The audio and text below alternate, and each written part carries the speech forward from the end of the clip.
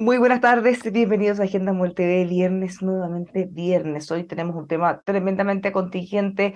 Sabemos en nuestro país que cada vez que tenemos una tragedia, una crisis de alto impacto, los privados, los públicos, todos nos unimos y buscamos un mecanismo para poder abordar y llevar la solidaridad a otro nivel. Este caso no es la excepción. Y justamente para hablar de reconstrucción, para hablar de cómo se aborda este problema, desde el punto de vista de la vivienda y de los desafíos a más corto plazo. Estamos con dos tremendos invitados para contarnos de las campañas que están llevando a cabo en estos días. Estamos junto al desafío Levantemos Chile y Techo Chile con sus representantes. Parto por Ascan Bolt, director de emergencias de Desafío Levantemos Chile.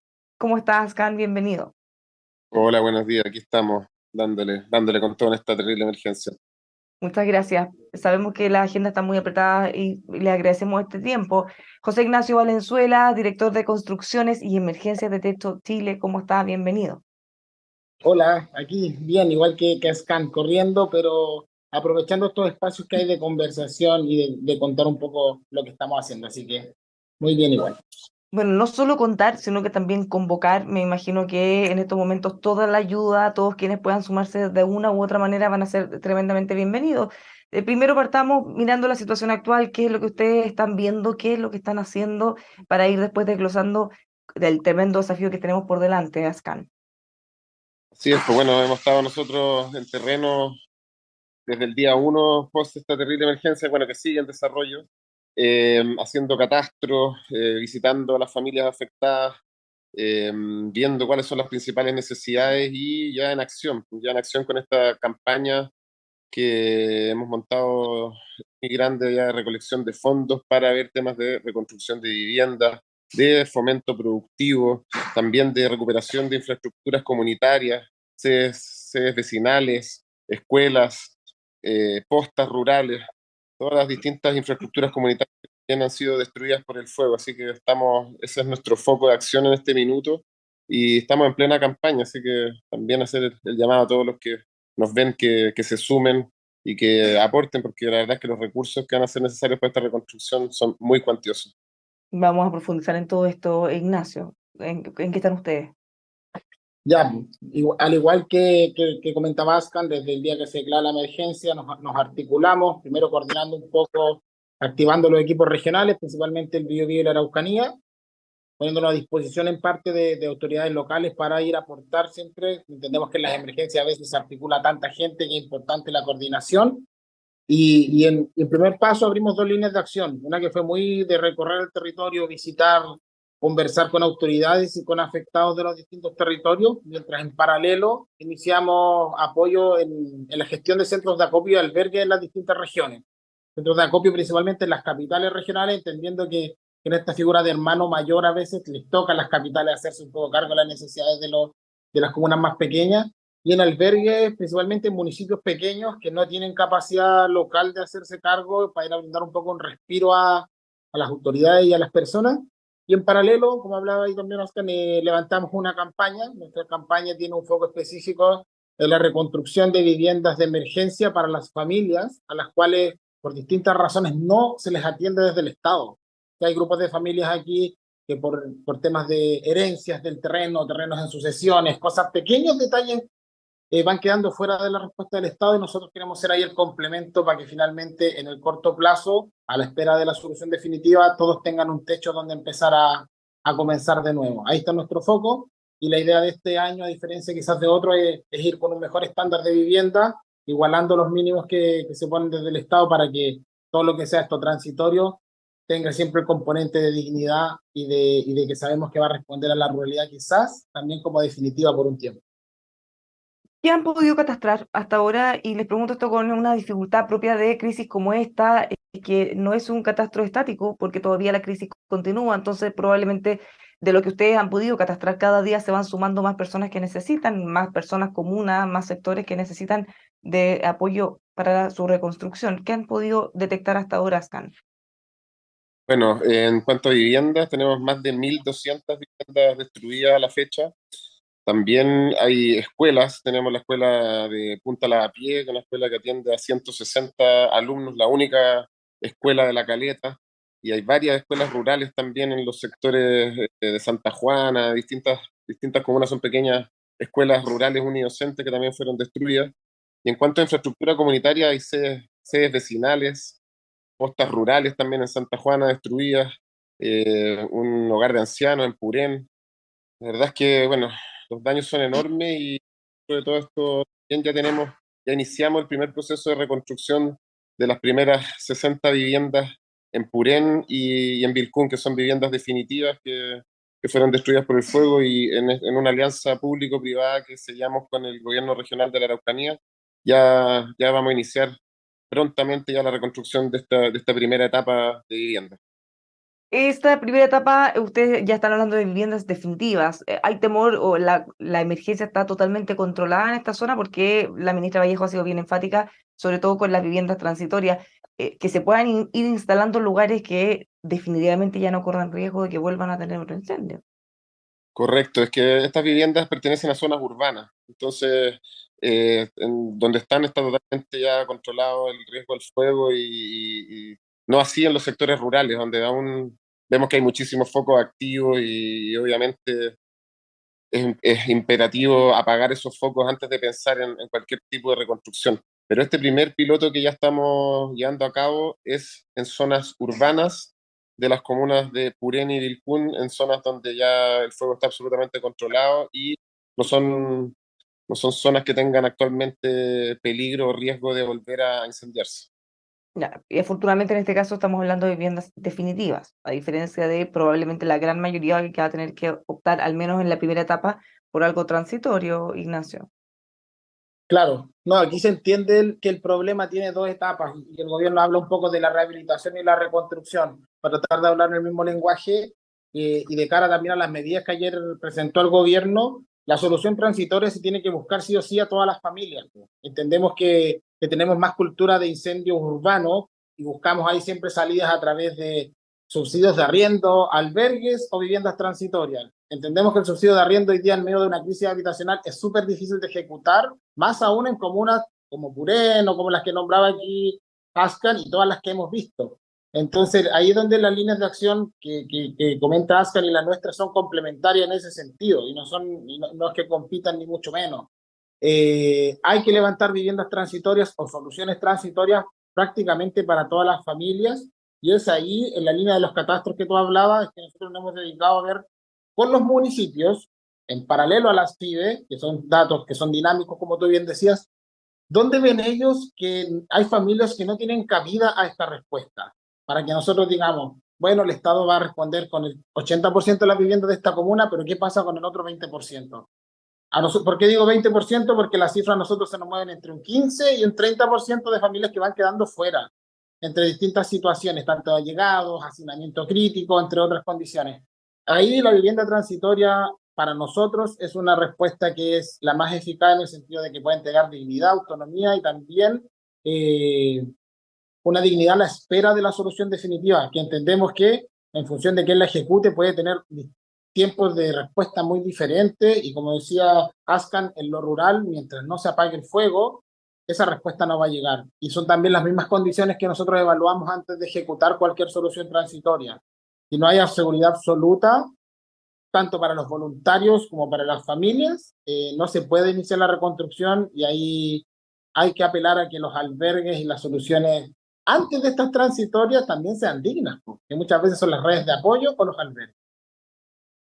En ese caso, ¿ustedes cuándo ya podrían estar empezando a operar o a construir, así como ya comenzaron el desafío Levantemos Chile?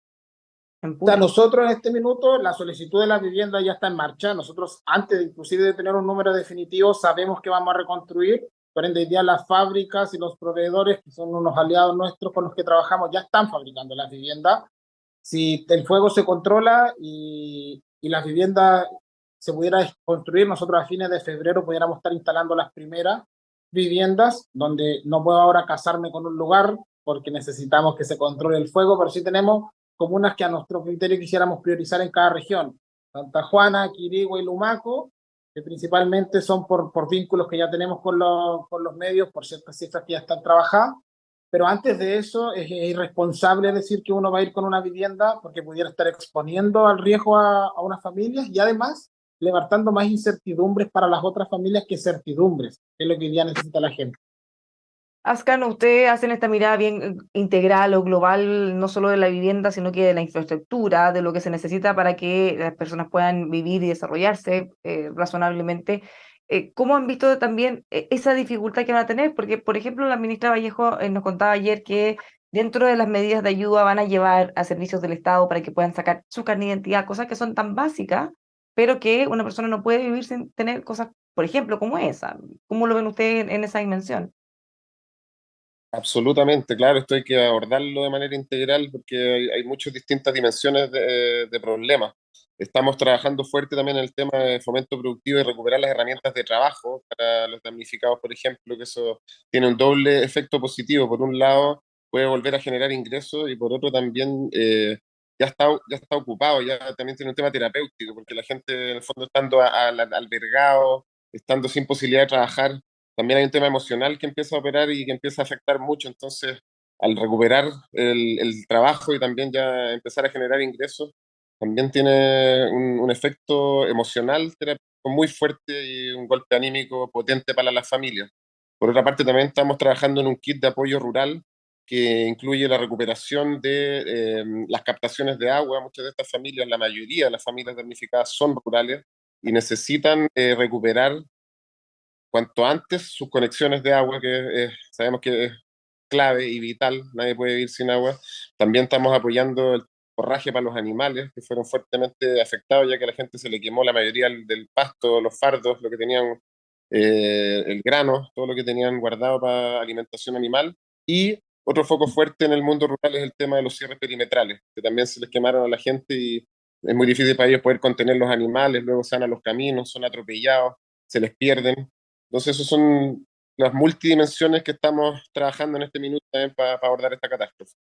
Es que esto es súper relevante de mirar porque muchas veces la mirada urbana predominante impide conocer realmente cuál es la realidad rural. De tal como lo decía Ascan, acá estamos hablando de personas que no solo viven en un lugar, sino que ahí tienen su fuente de trabajo, tienen todo su patrimonio, en el fondo está ahí mismo, en sus animales, en su granero. Al haber perdido todo, no pueden hacer nada, no pueden reconstruir, no pueden rearmarse, no pueden volver a generar ingresos. Entonces, hay que hacer una ayuda integral y no solo de vivienda. Claro. O sea, sumando un poco al diagnóstico rural, porque el recorrer y el visitar, que son lo que hacemos las distintas instituciones, te entrega el diagnóstico más claro. O sea, hay familias que lograron salvar, por ejemplo, un galpón o un gallinero y prefieren, están durmiendo ahí.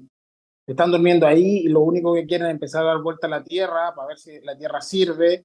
Y esto, voy a citar la palabra clave en estas emergencias, tiene que ir coordinado.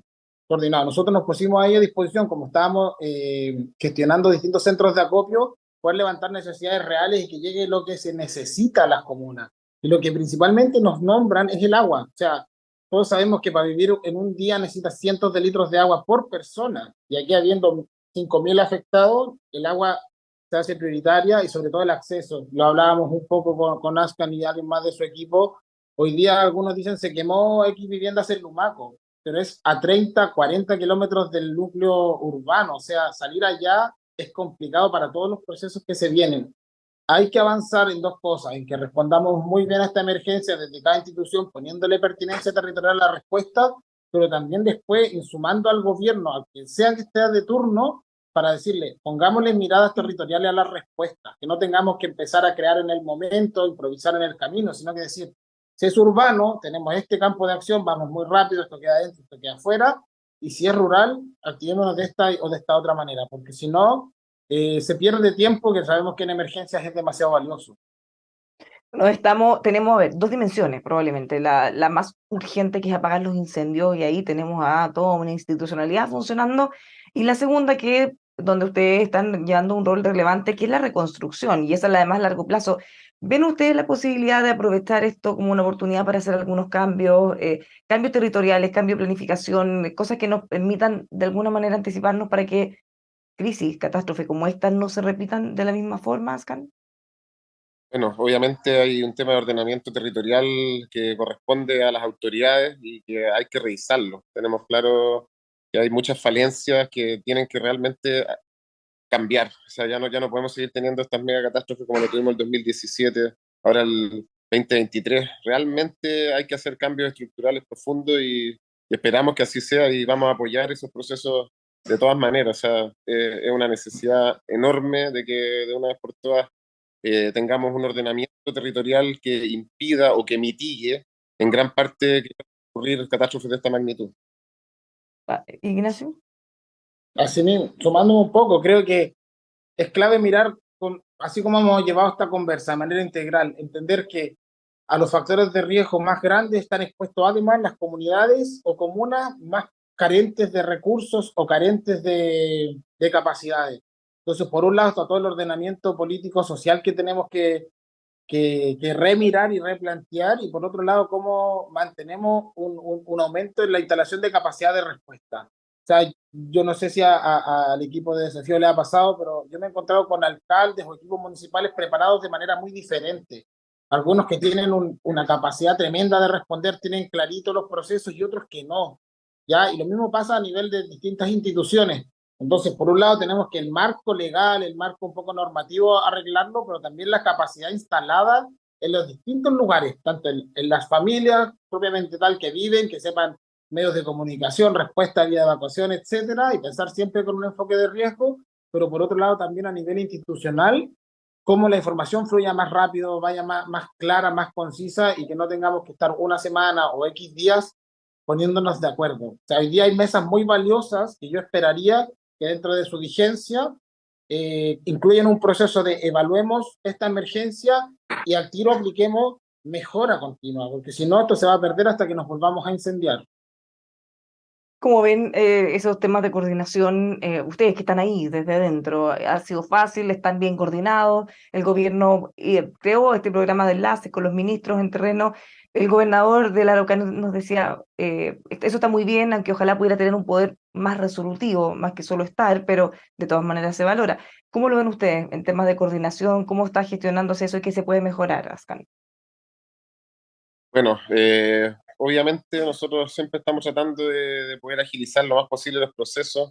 Hay mucha burocracia que tratamos siempre de poder evitar en estos casos de emergencia y para eso estamos trabajando. Eso es parte de nuestro trabajo, de poder acelerar los procesos, de que no sean los procesos normales que tiene el Estado para procesos de construcción y de poder generar esas instancias para darle sentido de urgencia a la reconstrucción. Eso es uno de los focos que tiene nuestro trabajo, de poder impulsar esta reconstrucción de manera rápida, eficiente y con calidad. ¿Cómo lo ve Ignacio? Parto con la misma línea. Los tiempos son clave en la emergencia y tener mapeados los distintos tipos y el ciclo de la emergencia muy claro. O sea, no esperar que pasen días para convocar la sociedad civil. Si sabemos que como país la sociedad civil va a tomar siempre un rol relevante y tener claritos dónde y qué capacidad va a entrar, creo que es clave.